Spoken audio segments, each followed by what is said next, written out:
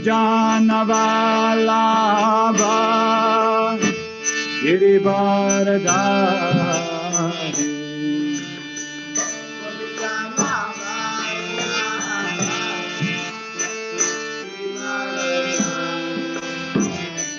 Jaya Gopijanavalabha Girivaradhari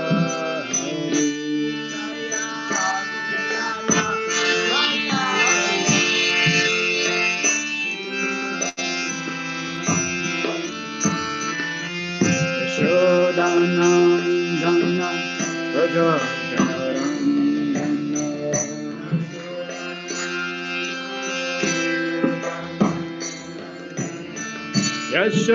Yashodanandana Rajajanarandana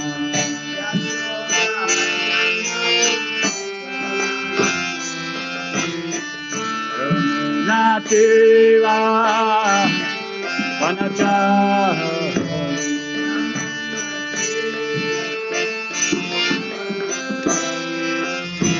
Yamuna Tira Vanachari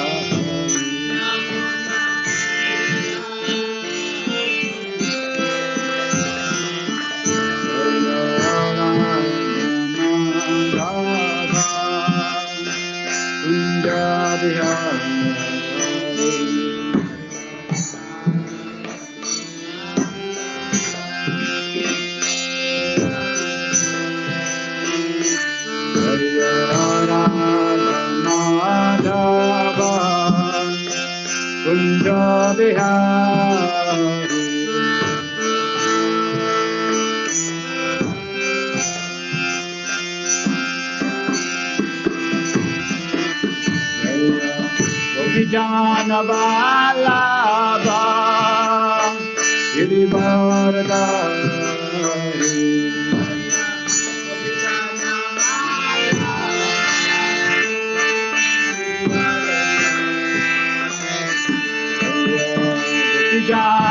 Gopijanavalabha Girivaradhari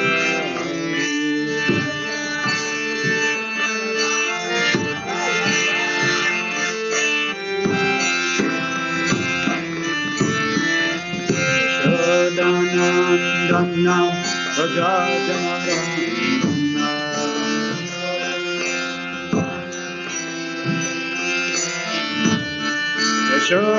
Yashodanandana Rajajanarandana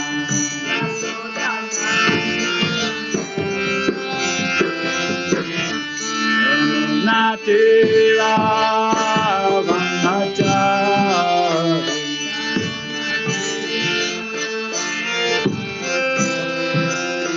Yamuna Tira Vanachari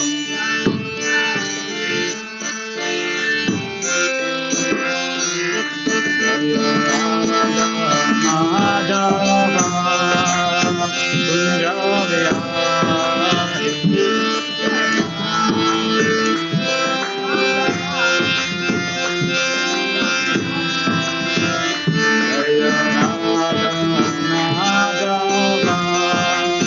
Kunjavihari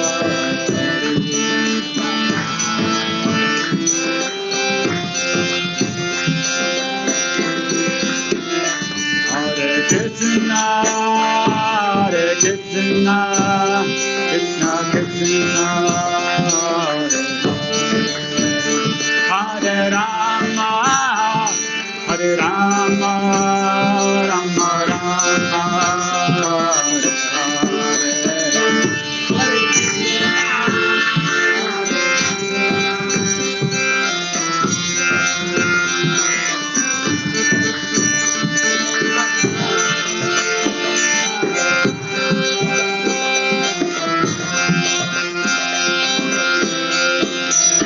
Hare Krishna, Hare Krishna, Krishna Krishna, Hare Rama, Hare Rama, Rama Rama, Hare Hare.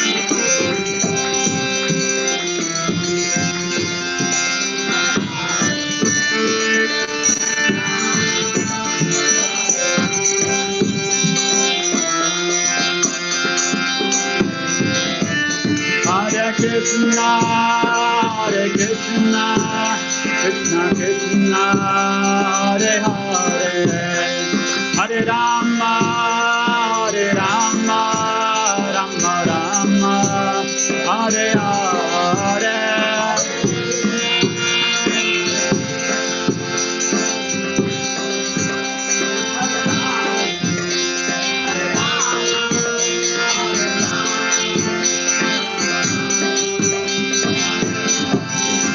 Hare Krishna, Hare Krishna, Krishna Krishna, Hare Hare, Hare Rama, Hare Rama, Rama Rama, Hare Hare.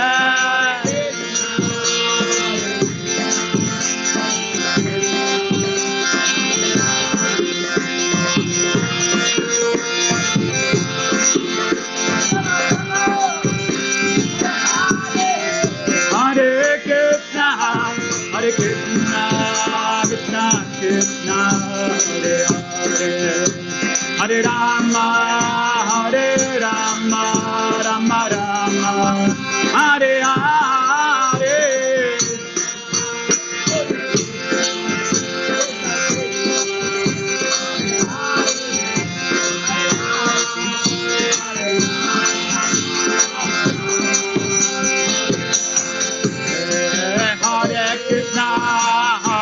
Krishna, Krishna Krishna, Hare Hare, Hare Rama, Hare Rama, Rama Rama, Hare Hare.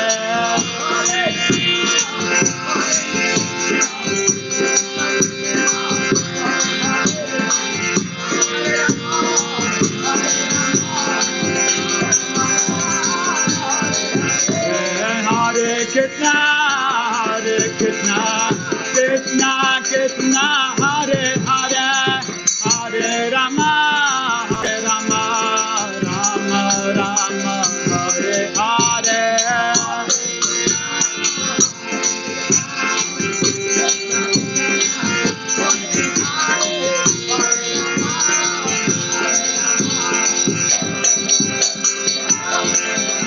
Hare Krishna, Hare Krishna, Krishna Krishna, Hare Hare, Hare Rama, Hare Rama, Rama Rama, Hare Hare.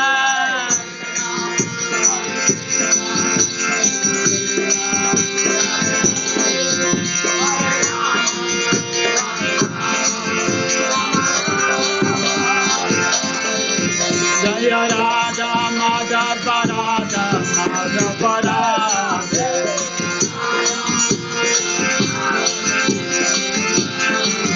Jaya Radha Samasundara Samasundara,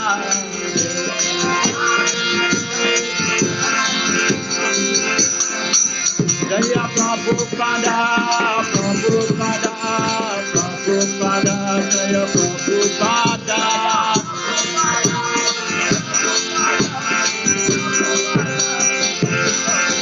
Jaya Jaya Prabhupada, Prabhupada, Prabhupada, Prabhupada.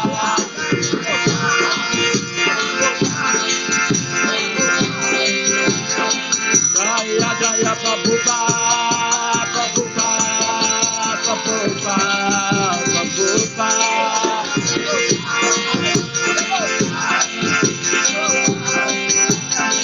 Nitya Go Hare Ba, Hare Ba, Hare Ba, Hare Ba.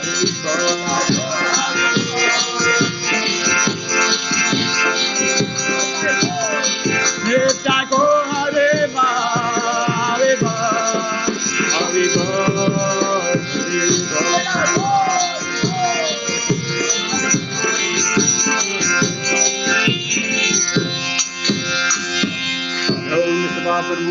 Paramahamsa Sudar Sudar Divine Guest, Apachan Bhakti Swami Shri Prabhupada ki jai, Iskan Pamachari Divine Guest Shri Prabhupada ki jai, Jai Paramahamsa Sudar Sudar Divine Guest, Shri Bhakti Swami Shri Prabhupada ki jai, Anand Puri Vaishnava ki jai, Namacharya Shri Vidas Thakur ki jai, Prince Shri Krishna Chaitanya Prabhu Nityananda Shri Advaita Gadadhar Shri Gaura Bhakta Ki Jai Shri Shiva Hare Krishna Gopal Shyam Radha Giri Govardhan Ki Jai Vrindavan Dham Ki Jai Navadvip Dham Ki Jai Mayapur Dham Ki Jai Ganga Mai Ki Jai Yamuna Mai Ki Jai Bhakti Devi Ki Jai Tulsi Devi Ki Jai Samaveta Bhaktivinoda Ki Jai Gandharajman Bhagavad-gita Ki Jai Nitai Gaur Premanande. All glory is to the simple devotees. All glory is to the simple devotees. All glory is to the simple devotees. All glory, Shri Guru and Shri Guranga. All glory, Shri Prabhupada Ki.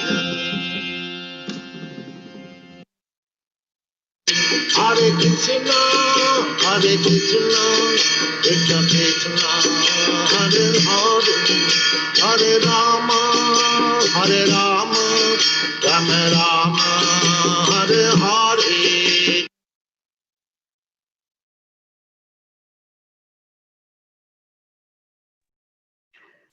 Hare Krishna and welcome to our second part, chapter 1, observing the armies on the battlefield of Kurukshetra. We're going to be covering 46 verses.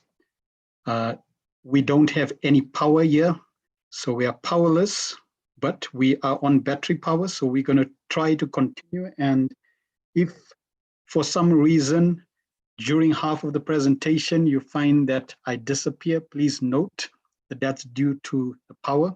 I will continue. Hopefully we'll try to see if we can finish. I'm not going to rush, so I will try to complete according to the presentation and the slides. I may not look at the chat because I'm only using one screen. So please bear with us today. Let us do the Mangala Charan. Om Jnana Timivandasya Gyananjana Shalakaya Chakshurun Militam Yena Tasmai Shri Guruve Namaha Shri Chaitanya Manobhistam Stapitam Yena Bhutale Swayam Rupa Kadamayam Dadati Swapadantikam Vandeham Shri Guru Shri Uttapada Kamalam Shri Gurun Vaishnavamscha Shri Rupam Sagrajatam Sahagana Raghunatham Vitam Tam Sajivam Sadvaitam Savadutam Parijana Sahitam Krishna Chaitanya Devam Shri Radha Krishna Padan Sagana Lalita Shri Vishakhan Vitamscha He Krishna Karuna Sindhu Dinabandhu Jagatpate Gopesha Gopika Kanta Radha Kanta Namastute Tapta Kanchana Gourangi Radhe Vrindavaneshwari Vrishabhanu Sute Devi Pranamami Hari Priye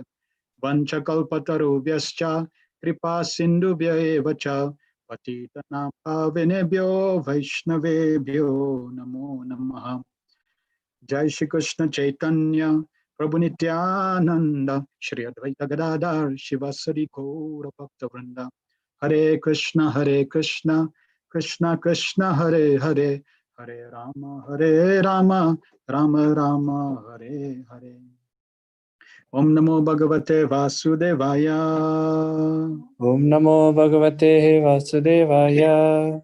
Om Namo Bhagavate Vasudevaya Om Namo Bhagavate Vasudevaya.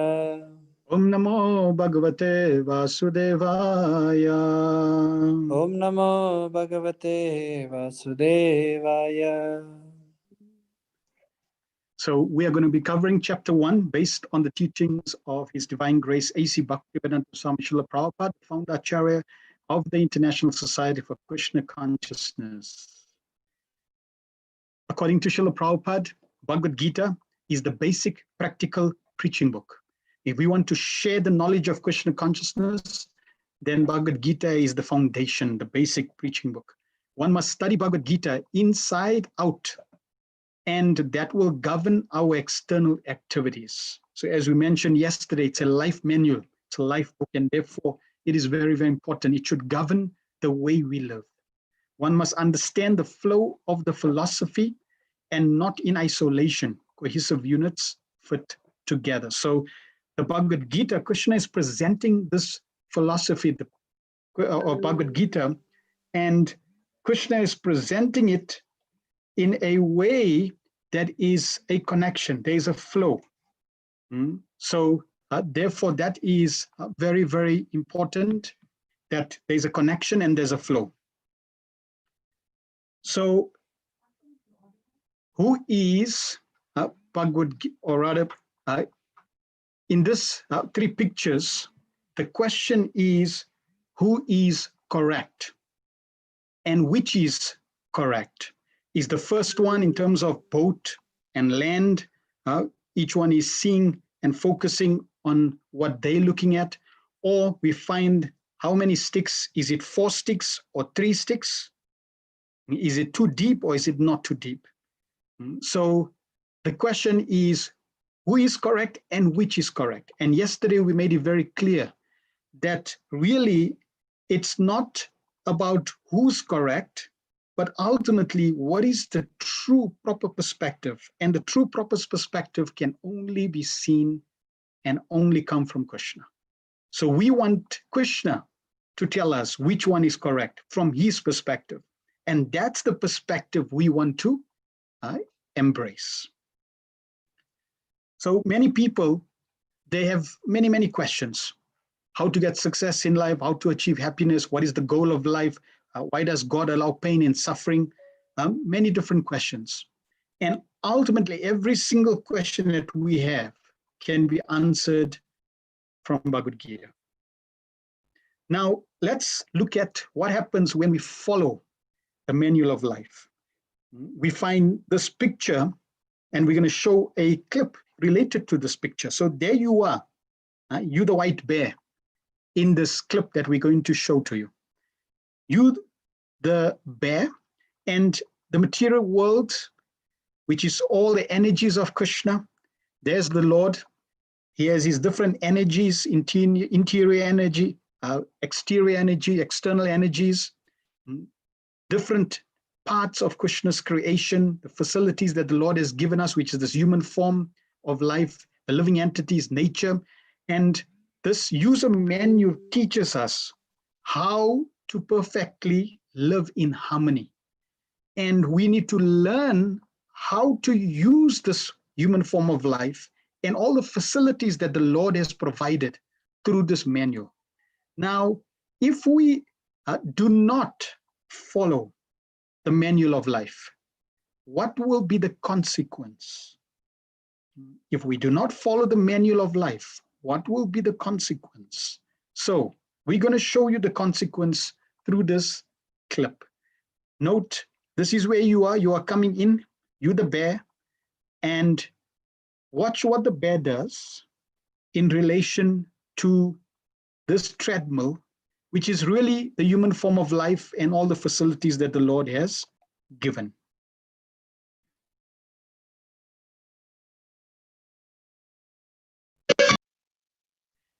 So let us just debrief this wonderful clip.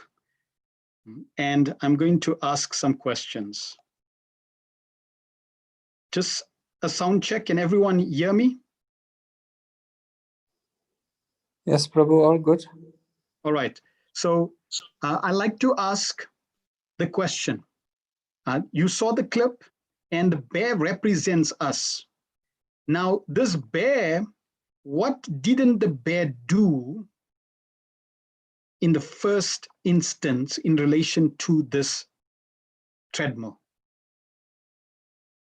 You can either unmute yourself and answer, or you can just in the chat room. Hare Krishna, Prabhu, Suresh. Yes, Suresh. He didn't understand the mechanism of the machine. He didn't know how the machine works. And Very he just good. went into it. Yes, he didn't read the manual, right? He just went to it. And if we just go into life without reading the manual, without understanding the manual, it's going to lead to the same consequence. And consider the consequence. Because he did not read the manual, what was the initial outcome? So let's try to go in sequence. He did not read the manual. What was the next consequence?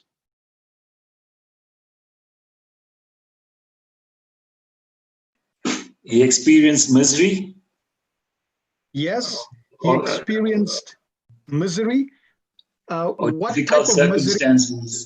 circumstances. Correct, which means he was trying to use the treadmill and it didn't function the way he wanted it. It started functioning in apparently a wrong way. Similarly in life, we find we don't follow the manual and then things start to go wrong and we blame circumstances, we blame people. But actually we have to blame ourselves because we did not read the manual. That should be the first thing. Scripture says, the Vedas says that we should have read the manual from the age of 5. So once he found that he couldn't work the machine, that led to greater and greater what?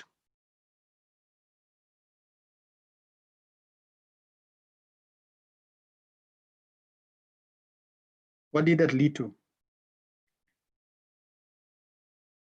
Miseries. Yes. More miseries leads to what in relation to us? Frustration. Very good. He became more frustrated. Yeah, he became frustrated. And he took out the frustration on the machine. So that's what we also do. We take out frustration on people. We take out frustration on nature. We take the frustration out on everything around us besides understanding, hold on, something's not right here. And what's not right? I did not read the manual. And in this way, it leads to greater and greater anger, frustration, and finally misery. Lucky the bear didn't die. In our case, it generally also leads to death. So it's a very, very instructive clip. We should try to remember. We are that bear, and in relation to the energies of the Lord, material nature, the world, we don't read the reference manual, we don't read Bhagavad-gita, we don't follow it, therefore the consequence. So the result of not following the life manual are these things: terrorism, riot, war, suicide, drugs, nuclear threats, abuse, divorce, obesity, all different forms of miseries. And ultimately, Prabhupada always makes this point, there are 4 main problems of life: birth, death, disease, and old age. Between birth and death, there is disease and old age. Okay, so if we can solve birth, death, disease, and old age, ultimately we can solve every single problem that plagues us. Human beings have high intelligence to find out the causes of suffering, to inquire into the purpose of life, to harmonize our life with the Lord and nature, and ultimately to attain eternal happiness. So we have to use our power of discrimination, the higher intelligence that we are given by the Lord. If we don't use that intelligence properly, we will lose that intelligence. You don't use it, you lose it. Like anything, you don't use your muscles, you're going to lose your muscles. You don't use your intelligence, you will lose your intelligence. It'll be confiscated.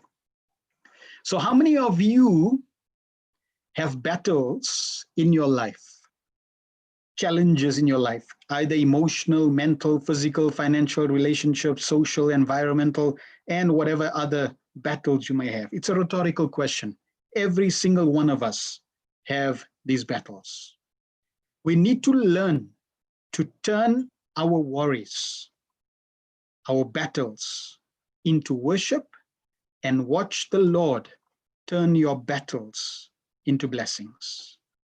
We have to learn that art. And chapter 1 is going to introduce this topic to us through Arjuna. So here are a few lessons from chapter 1. Chapter 1 covers all these lessons. We're not going to cover, these are just some of the lessons in chapter 1. We're not going to cover all of them. There are certain pertinent ones that I'm going to cover. And remember, I'm doing an overview. I'm not doing verse by verse analysis. That is a different course. This is an overview course. I'm going to touch on specific, very important points. And this overview is really a way to inspire you and to encourage you to read and study Bhagavad-gita in more detail. So that's the purpose of these overviews. So chapter 1, as the opposing armies stand posed for battle, Arjuna, the mighty warrior, sees his intimate relatives, teachers, and friends in both armies ready to fight and sacrifice their lives. Overcome by grief and pity, Arjuna fails in strength. His mind becomes bewildered and he gives up his determination to fight. So here's a breakdown.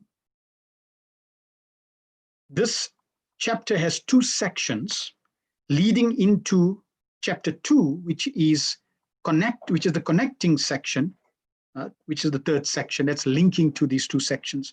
The first section is an introduction, really setting the preparation for the war, signs of victory for the Pandavas, and Krishna's introduction. Then that leads to Arjuna's 5 reasons not to fight, which is compassion, enjoyment, fear of sinful reactions, destruction of family tradition, indecision. And ultimately, when Arjuna recognizes that he cannot solve his dilemma, his problem, he then surrenders to Krishna, which we will cover tomorrow. So Arjuna's dilemma is that he is a warrior, and he fought many battles, but this specific battle that he's fighting on the battle of Kurukshetra, they on the opposing side is his family members. And now he's at a point where he has to kill his family members. And that's the beginning of his dilemma. He does not want to kill his family members. And he presents many arguments to Krishna. And this causes great pain, anxiety, and suffering for Arjuna. Ultimately, he has to learn the real solution, which is to surrender to Krishna. So Arjuna's situation is really our situation. We all put into different situations. Yes, we're not in a situation where we need to kill our family members, but we are put in different situations that also leads to pain, anxiety, and suffering. And even though we may come up with so many solutions, we have to learn from Arjuna what is the true, real solution. So our different situations lead to pain, anxiety, and we need to understand how to solve that. The chapter is entitled Observing the Armies on the Battlefield of Kurukshetra. We should remember this title, and we should remember all the titles of each chapter. Good to memorize them. So observing the armies on the battlefield of Kurukshetra, the key word here is observing. Arjuna observed the army on the opposing side, and that led to pain, anxiety, and suffering. So we also have to be self-aware. We need to be aware of our surroundings, of what's happening to us. We have to observe, we have to analyze, we have to evaluate, we have to introspect. So we have to do this. That's the observation. Right? When we observe and see, analyze the situation around us, naturally we would start questioning, why? Why is this happening? Why is this not happening in this way? We start to inquire. That self-inquiry is very important, but we need to inquire from those who are wise. We have to inquire from those who are experienced, especially the saintly personalities, the pure devotees of the Lord. It's described that we can learn from our mistakes, but it's impossible to make every single mistake and learn from that. It's wiser to learn from the mistakes of others. It'll save you a lot of time and suffering.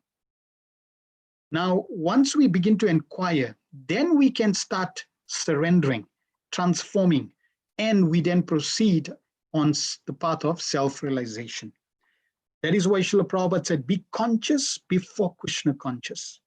Understand, be aware of the truth that surrounds us in this material world.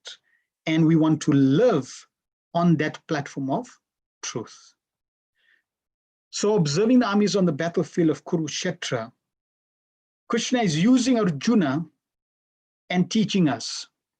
Every situation in life, like Arjuna is placed in a situation, we also place constantly in different situations. Every situation either empowers us or disempowers us.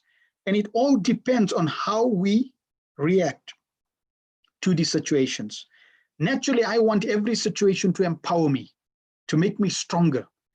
But that depends on how I react with those circumstances. So if my reaction is done for the pleasure of the Lord, you will find that every single situation will empower you.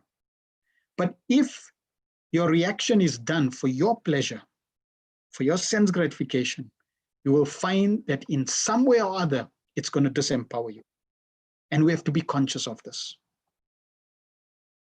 If we empower ourselves and we do everything for the pleasure of the Lord, we will find no mundane material anxiety or reaction. It will be extremely liberating and blissful.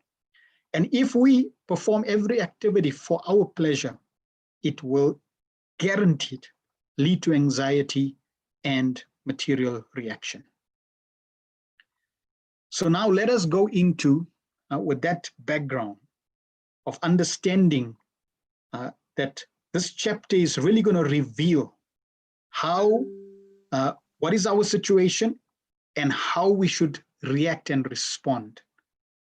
Arjuna is going to respond like a conditioned soul, leading up to the appropriate reaction that Krishna wants him to react in, which is instructions for us. So this chapter has two divisions, two sections: introduction, preparation of war, first from verse 1 to 27, and then from 28 to 46, Arjuna's doubts. Just a summary of these three sections. First 13 verses. Sanjay informs King Dhritarashtra of Duryodhana's appraisal of the relative fighting strengths of the Pandava and Kuru enemies. Bhishma and the Kuru army then loudly blow their conch shells, giving Duryodhana joy. Then the next section, on the other side, the blowing of Krishna and Arjuna's transcendental conch shells, as well as the blowing of the conch shells of the other members of the Pandava army, shatters the hearts of Duryodhana. And then the last section, 20 to 27, Arjuna requests Krishna to draw his chariot between the two armies to observe the Kurus. Arjuna sees many relatives and well-wishers on both sides. So let us cover the first section, preparation of war. This is the first verse spoken by Dhritarashtra, who's blind, and he starts the first verse in Bhagavad-gita. Dhritarashtra vacha dharma kshetre kurukshetre samavetayutsava mamaka pandavascheva kimmakurvata Sanjaya. Dhritarashtra said, "O Sanjay, after my sons and the sons of Pandu assembled in the place of pilgrimage at Kurukshetra desiring to fight, what did they do?" So Bhagavad-gita starts with a question by someone who's blind materially, but he's also blind spiritually.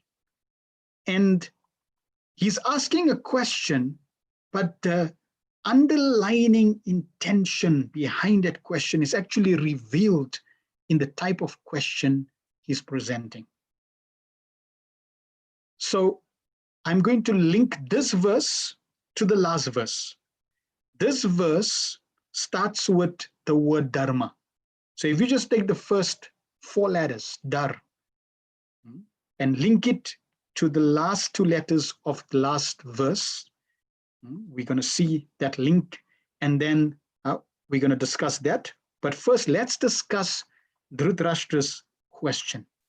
Srila Prabhupada in the purport says that his question is irrelevant. He's asking, what did his sons and the sons of Pandu do after they assembled on the battlefield of Kurukshetra? It's like asking, I'm going to give you a plate of prasad, and then I say, what did you do with the prasad? Naturally, you would honor the prasad. So the question is, well, naturally they're going to fight. But why did he ask this question? So let's look a little deeper. He says, Mamaka Pandavascheva Kim Akurvata Sanjaya. Mamaka means my sons. He's separating his sons and the sons of Pandu, but they're actually in the same family. So because of this false ego, this identification, he is separating. And this is mamaka. The false ego is represented by two attitudes. I am this body, ahanta, and everything in my bodily relationship belongs to me, mamata. So because our Dhritarashtra is plagued by this false ego, he is making a distinction between my sons and the sons of Pandu. So this is the dilemma, this is the challenge, this false ego, which is now presented here through Dhritarashtra, who's materially and spiritually blind, presenting this dilemma. We find Albert Einstein, he gave a very wonderful formula. False ego is equal to 1 over knowledge. The more knowledge, the less the ego. The less the knowledge, the more the ego. You find that people who have very little spiritual knowledge, they have very great big false ego, which also implies that the more you progress spiritually, the more you understand your true nature, your true identity. Ego is there. I exist. But in the material world, I am the enjoyer. I am the controller. I am the proprietor. I am the Lord of everything I survey. True ego is I am the eternal servant of the Supreme Lord. And this is the identity of every living entity, that we are all the servants of Krishna. So ego is the greatest obstacle. This I is the greatest obstacle. We are thinking I am this body. I am a father. I am this. So this is the illusion that we are plagued with.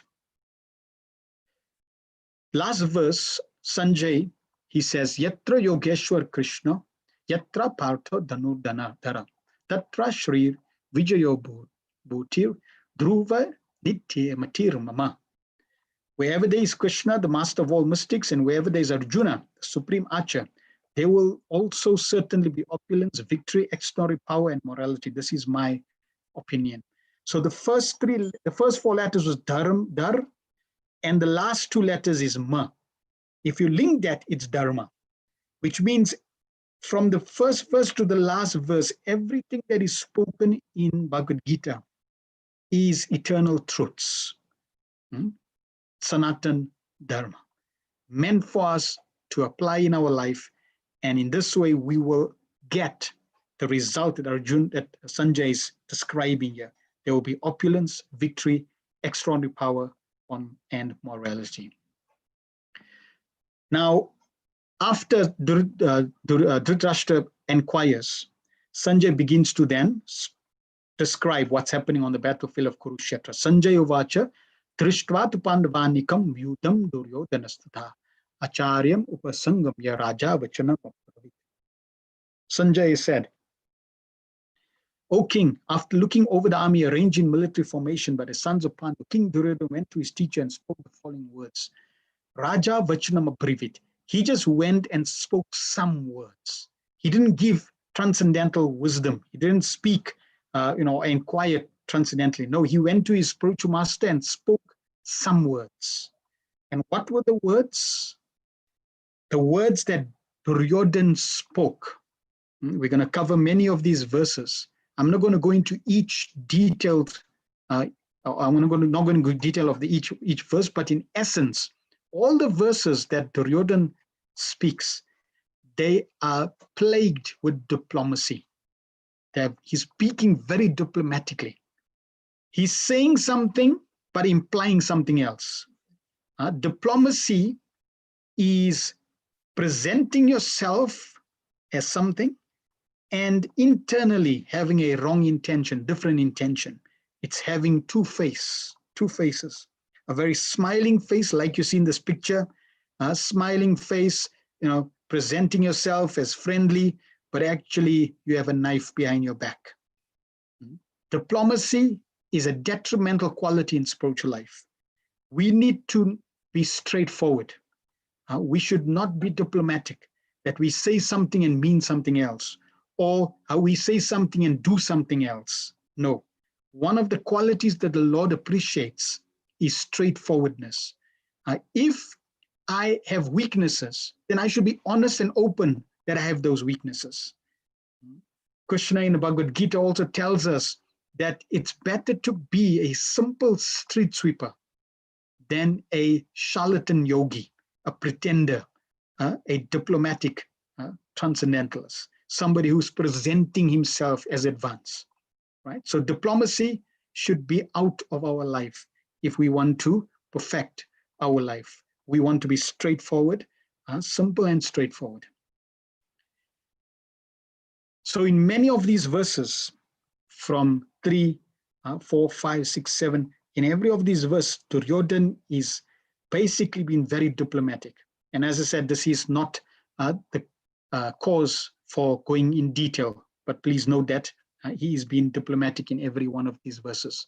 Text 3, O my teacher, behold the great army of the sons of Pandu, so expertly arranged by intelligence disciple, the son of Drupada.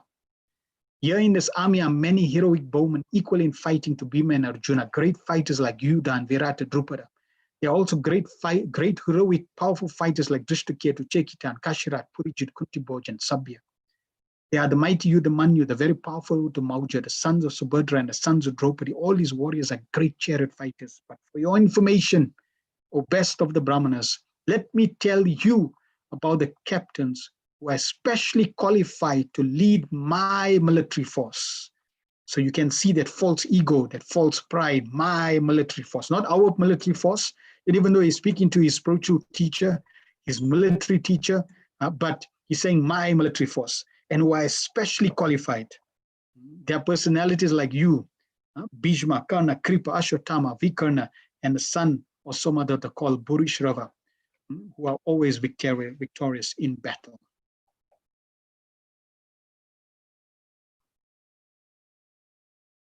Then, text 9, there are many other heroes who are prepared to lay down their lives for my sake. Again, my sake. They happy to give up their lives for my sake. All of them are well equipped with different kinds of weapons and all are experienced in military science.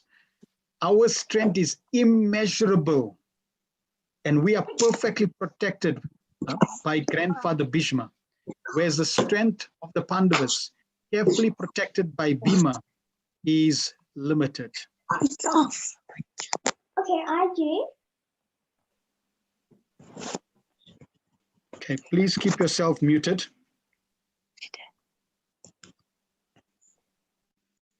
So you don't disturb the class. Okay, let's continue. So here in text 10, he is saying our strength is immeasurable. No one's strength in this material world is immeasurable besides the Supreme Personality of Godhead. Krishna is the only one who has immeasurable strength. So we can see that false ego very, very clear in Duryodhana. All of us must now give full support to grandfather Bhishma as you stand at your respective strategic points of entrance in the phalanx of the army. Then Bhishma, the great valiant grandsire of the Kuru dynasty, grandfather of the fighters, blew his conch shell very loudly, making a sound like a roar of a lion, giving Duryodhana joy. After that, the conch shells, drums, bugles, trumpets, and horns were all suddenly sounded, and the combined sound was tumultuous. So I'm not going to go into detail on this diagram. You can review that on your own, but I want to focus on the second line here, where it says army size. Pandavas had 7 Akshohinis. And Akshohini is described on the first line, and the Kauravas had 11. So if you just look at from a number game, the Kauravas had double the size of the army, which means that they could easily have defeated the Pandavas. Even if you look at the commanders that they have, the Maharathis that they have, They had far more powerful warriors on the Kaurava side than the Pandavas. Yet we see that the Kauravas lost. Why? One reason only, because Krishna was on their side. Krishna was on the side of the Pandavas, and therefore they lost the battle. Now, text 14, Krishna is appearing. Lord Krishna's grand entry in Bhagavad-gita, not as the Supreme Lord. The verse says, on the other side, both Lord Krishna and Arjuna, stationed on a great chariot drawn by white horses, sounded their transcendental conch shells. We find Krishna is introduced to us on the battlefield of Kurukshetra as a chariot driver of Arjuna. This is extremely exemplary and instructive, that the Supreme Lord, the source of everyone, he is acting as a servant of his devotee, pure devotee. He's happy to be a chariot driver for Arjuna. This is Krishna's wonderful quality of Bhakta Vatsal. He's very, very inclined to his devotees. He derives great joy by serving his devotees. Why? Because his pure devotees are completely dedicated to serving him with unalloyed devotion, uninterrupted, unmotivated. And this purchases Krishna to want to serve his devotees. So Krishna gets great joy by performing such a humble, menial service as a chariot driver. Text 15 to 20. Lord Krishna blew his conch shell, the Panchajanya. Arjuna blew his, the Devadatta. And Bhima, the voracious eater and performer of Herculean tasks, blew his terrific conch shell called Pogna. King Yudhishthira, son of Kunti, blew his conch shell, Ananta Vijay. Nakul and Sahadev blew the Sugosha and Mani Pushpako. That great archer, the king of Kashi, the great fighter Shikandi, Drishtumna, Virata, and unconquerable Satyaki, Drupada, and the sons of Draupadi, and others, O kings, such as the mighty armed son of Subhadra, all blew their respective conch shells. The blowing of these different conch shells became uproarious, vibrating both in the sky and on the earth. It shattered the hearts of the sons of Dhritarashtra. So we find that when the Kauravas blew their conch shells, it was tumultuous. But when the Pandavas blew their conch shells, including Krishna, it shattered the hearts of the sons of Dhritarashtra. They felt fear. Right? Another point we can glean from this verse is that whenever you experience fear, you should note that it's a sign of impurity in the heart. If you want to know whether you're progressing in spiritual life, just be conscious whether you're experiencing any form of fear. If you're experiencing any form of fear, you should understand we have work to do to cleanse your heart.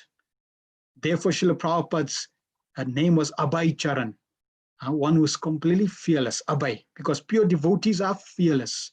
Why? Because their hearts are completely pure and they fully surrender to the Lord, who gives them full protection. 20. At that time, Arjuna, the son of Pandu, seated in the chariot bearing the flag marked with Hanuman, took up his bow and prepared to shoot his arrows. O king, after looking at the sons of Dhritarashtra drawn in military, Arjuna then spoke to Lord Krishna these words. So text 20, Arjuna, he's ready. He picks up his Gandiva bow and he's ready. He's prepared to shoot. He's ready to attack. And we know on the battlefield of during a battle, once the conch shells are blown, then the battle starts. So all the conch shells, drums, bugles were blown, and Arjuna was ready to pick up his bow and he picked up his bow and was ready to shoot. Now, if Arjuna shot the arrow, if Arjuna started shooting on the battlefield of Kurukshetra, what would have happened? Who can tell us what would have happened?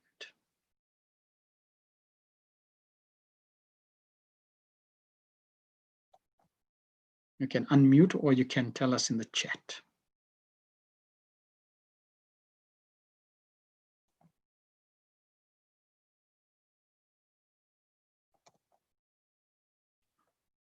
What would have happened?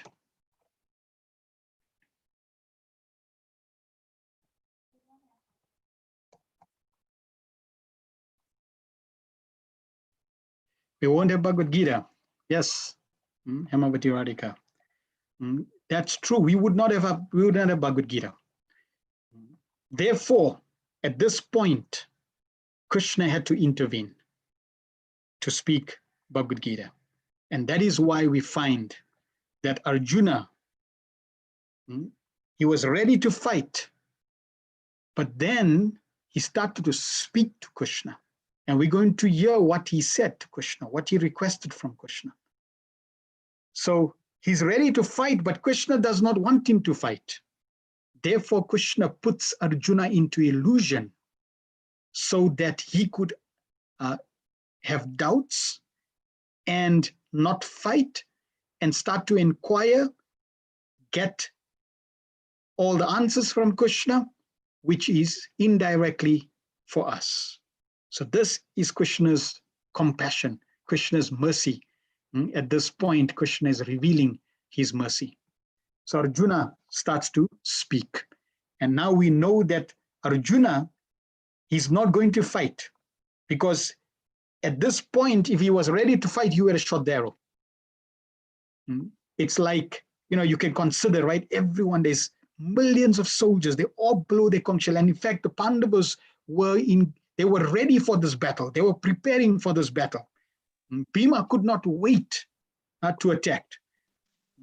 And they had to take revenge for the Kauravas disrobing Draupadi. So they were ready to fight. As soon as the conch shell were blown, Arjuna was excited and happy to fight.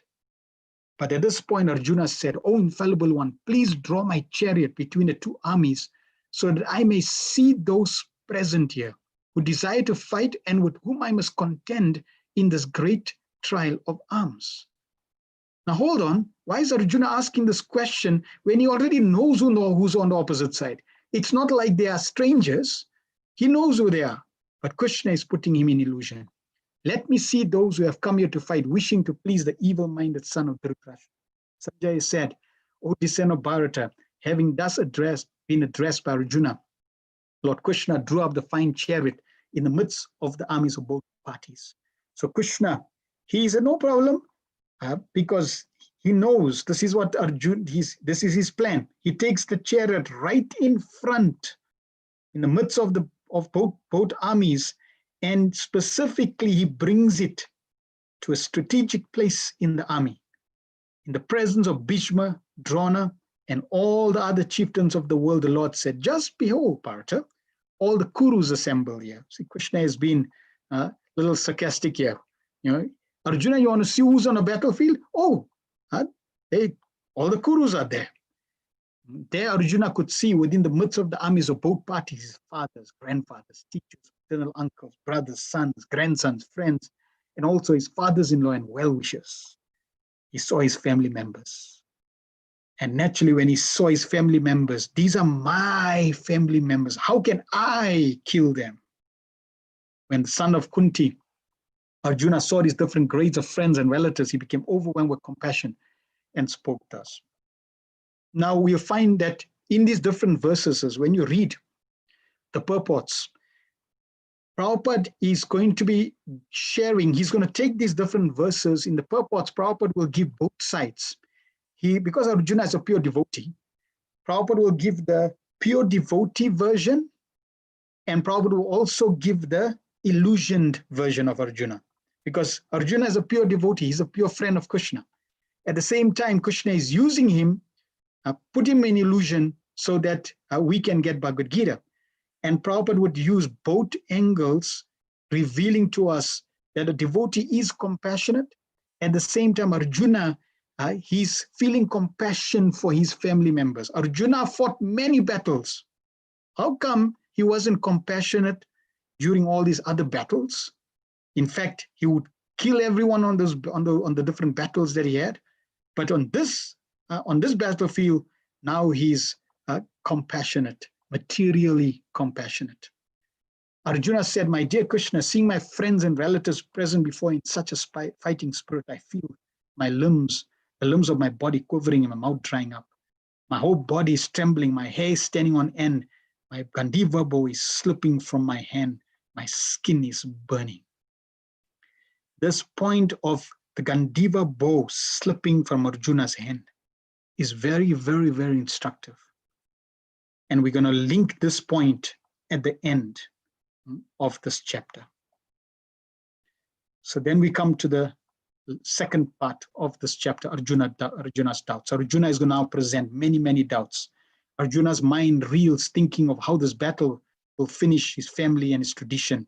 He sees great sinful reactions awaiting him if he kills his family members, feeling it better to be killed unarmed than to fight. Arjuna, his mind overwhelmed grief, casts aside his bow and sits down upon his chariot.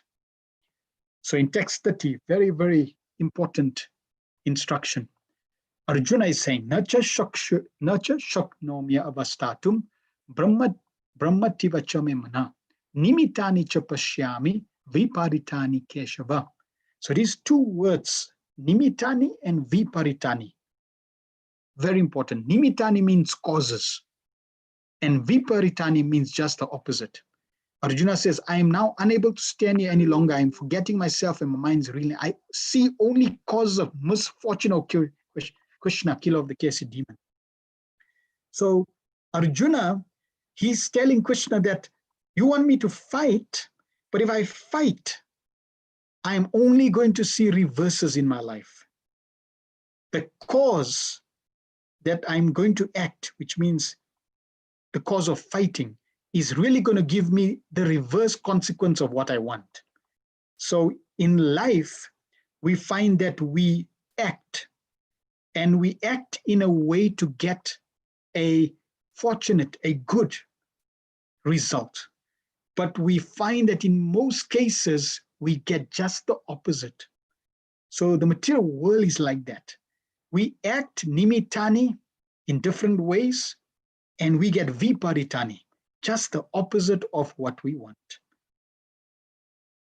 Prabhupada writes, due to his impatience, Arjuna was unable to stay on the battlefield, and he was forgetting himself on account of this weakness of his mind. Excessive attachment for material things puts a man in such a bewildering condition of existence. Bhayam dvitiya viniveshata syat. Such fearfulness and loss of mental equilibrium takes place in persons who are too affected by material conditions. Arjuna envisions only painful reverses in the battlefield. He would not be happy even by gaining victory over the foe. The words nimitani, viparitani are significant. When a man sees only frustration in his expectations, he thinks, why am I here? So, very, very instructive.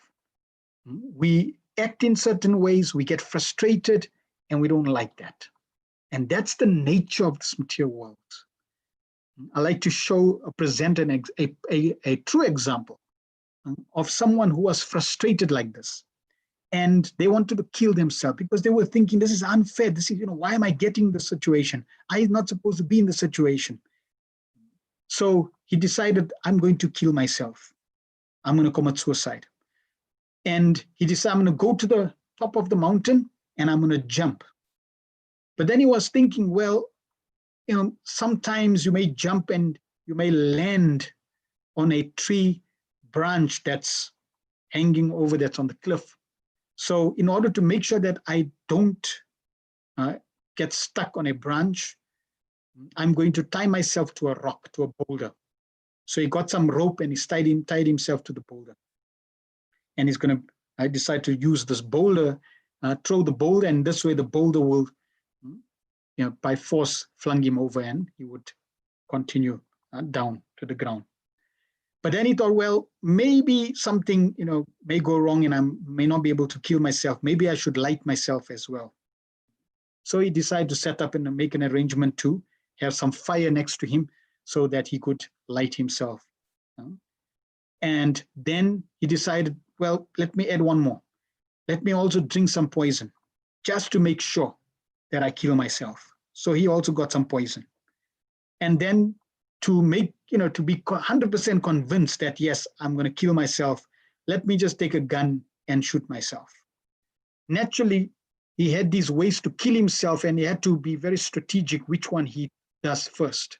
So then he planned very strategically, and he said, right, I'm going to quickly drink the poison, light myself, get the gun ready, point it to my head, throw the boulder, and in this way shoot, and I would be killed.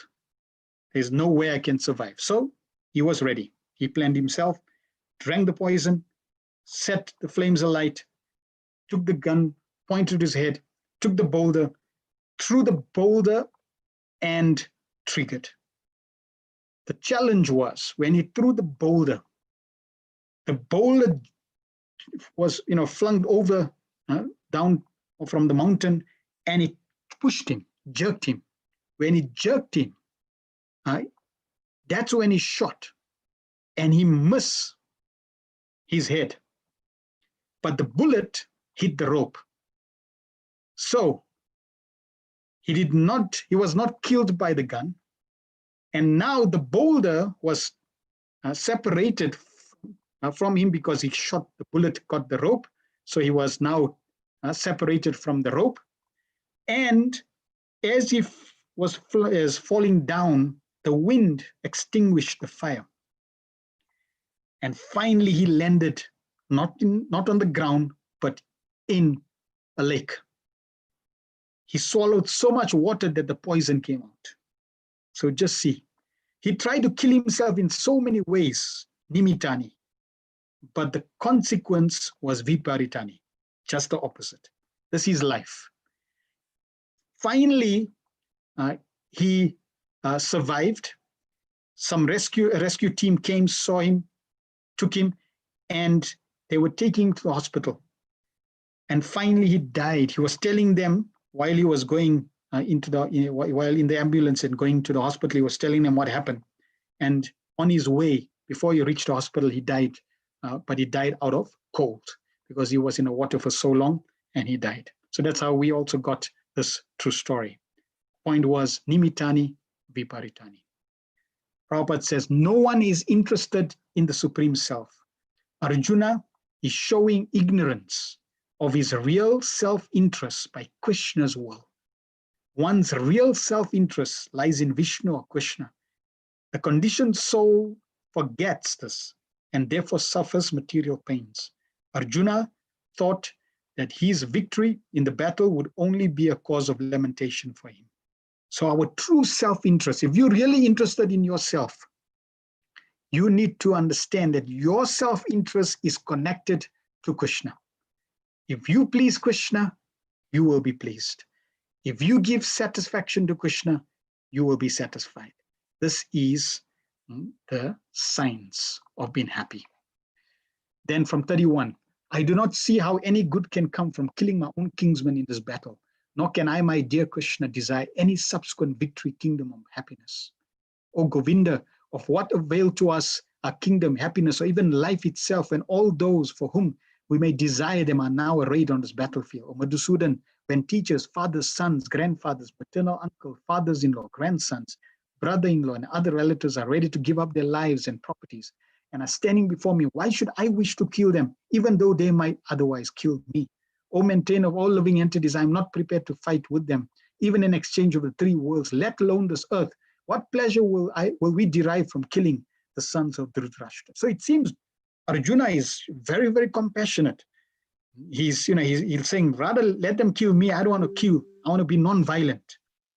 But Krishna is not approving of this non-violence. Why? Because Duryodhana and his party are evil. They are exploiting the population on this planet. They are not ideal rulers. So therefore, Krishna wants to establish ideal, God-conscious rulers, which are the Pandavas. Sons will overcome us if we slay such aggressors. Therefore, it is not proper for us to kill the sons of Dhritarashtra and our friends. What should we gain, O Krishna, husband of the goddess of fortune? And how could we be happy by killing our kinsmen, our own kinsmen? So Arjuna is giving many arguments. Here he's saying sin will overcome us if we slay such aggressors.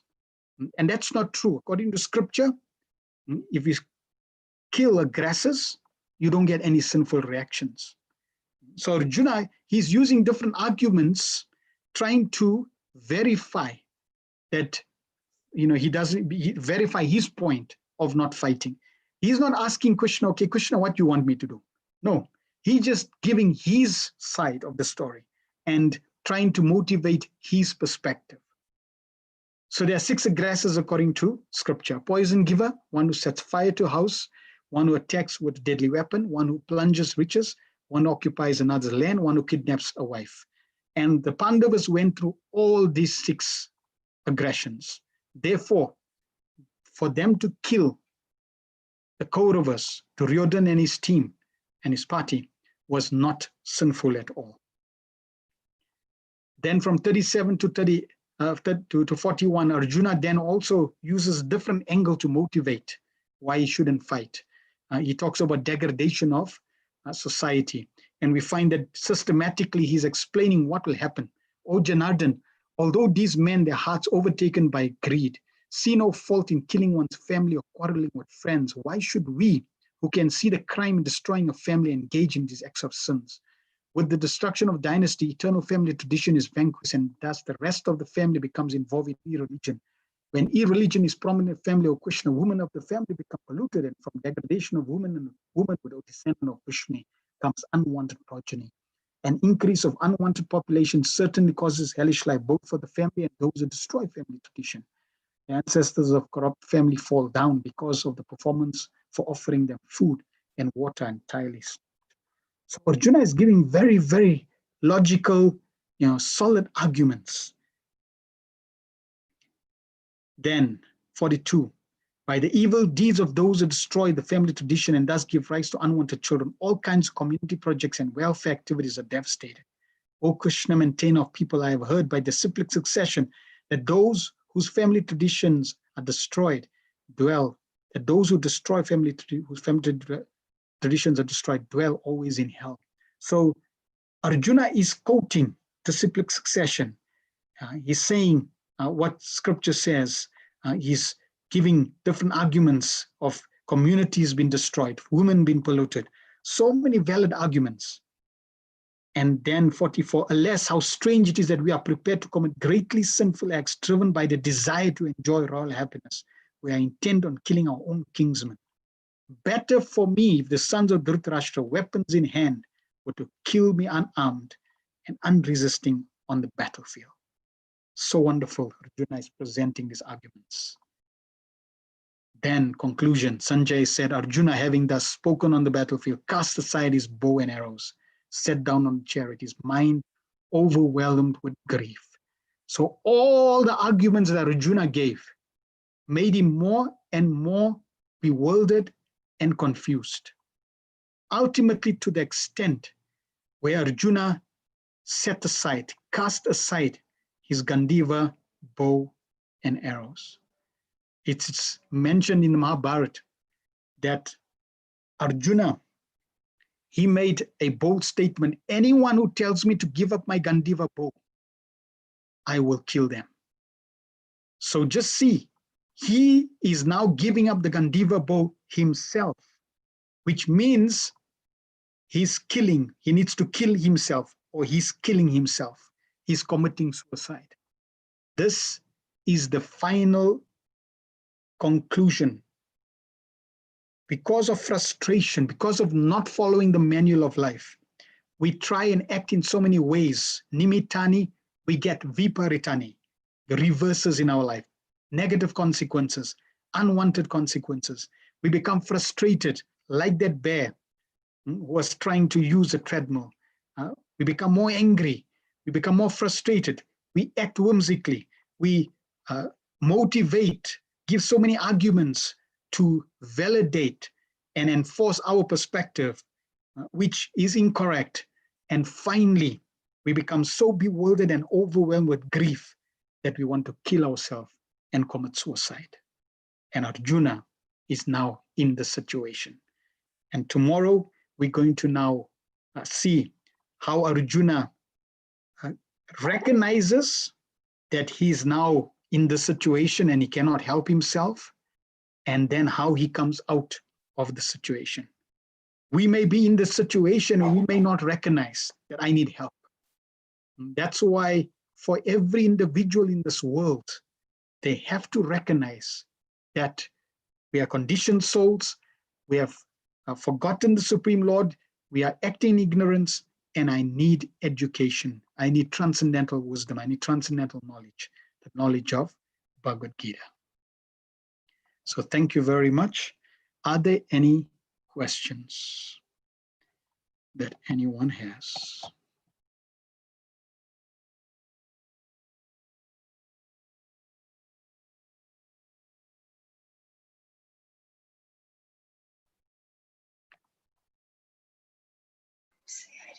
Hare Krishna, Prabhu. Hare Krishna. Hare I'm Krishna. speaking to?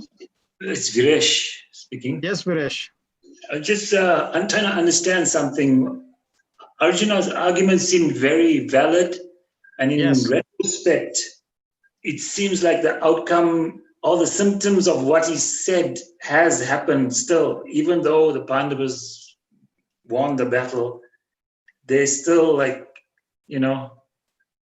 the eternal family traditions have gone down, the destructions of dynasty, people becoming involved in irreligion, degradation, and unwanted progeny. All this is there. Corruption, the stopping of offering of food and water has stopped. This is all the points he made, and it seemed that is there. It's current in current society, in current day and age. So how do we see it in the right context that Krishna's instructions was towards the right path if the symptoms are not really there? Obviously, Krishna's instructions is perfect and advice is there. Nice question. Thank you. Thanks.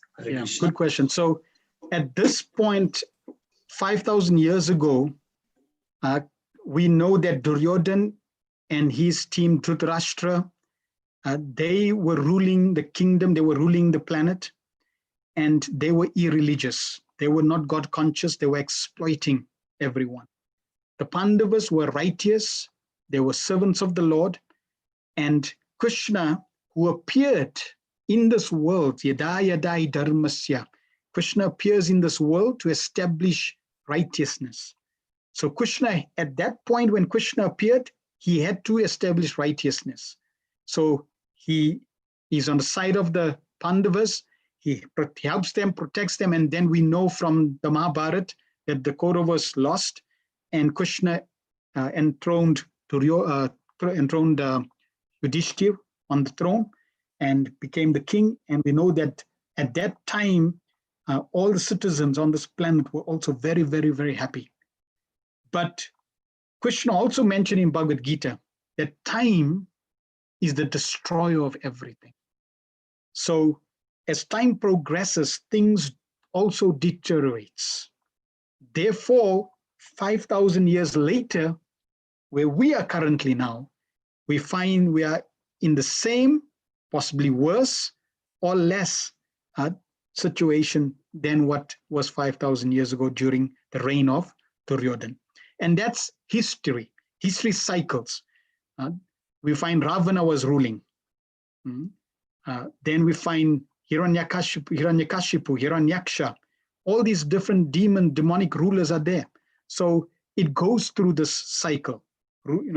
Demonic rulers come, the Lord will make arrangements to overpower them, destroy them. Great religious leaders come, then they will be destroyed. So this cycle goes on. In this current age, Krishna also is here. Kali Kale Namarupa Krishna Avatar. The holy name has descended. So by everyone taking shelter of the holy name, as it gets propagated throughout the world, will start to establish eternal religious principles. Okay, so your point is valid. At that point, 5,000 years ago, Krishna did establish religion. And now we find we in Kali Yuga, which is the age of degradation. We in the beginning of Kali Yuga, which is the golden age, and the golden age will be established. But then again, because of time factor, we find that irreligion will take a prominence. So this cycle, like winter and summer seasons, they cycle. So even the whole planet also goes through this cycle again and again. We know after Kali Yuga, Satya Yuga comes. Then it starts to degrade back to Kali Yuga and Satya Yuga. So the cycle is there. So this is how it's not permanent. It's not that once a religion is established, it's going to be permanent. Why? Because everyone that's born, one who takes birth, he has to die. So everyone that takes birth in this world has to die. If they're going to die, that means their rule is going to end. Whether it's righteous or impious, it's going to end. Therefore, you're always going to get this flux. It's the nature of the material world. Nothing is permanent. I hope that answered Viresh.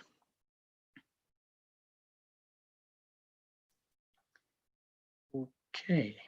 Hemavati says, if Arjuna, thank you, Viresh.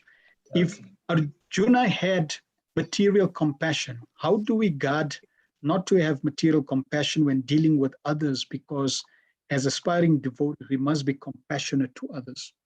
Yes, we're going to, all right, so I'm going to, Hemavati Radhika, I'm not going to answer your question. I'm going to ask you to answer your question tomorrow. Read the first, I think it's in the first verse of second chapter. Okay. If it's not in the first verse, definitely I think it's the first few verses, but they're possibly in the first verse. Read the first verse and see if Srila Prabhupada answers your question. Okay. And then remind me tomorrow.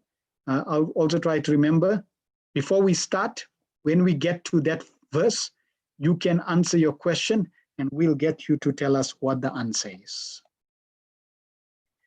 Okay, any other questions or comments anyone has?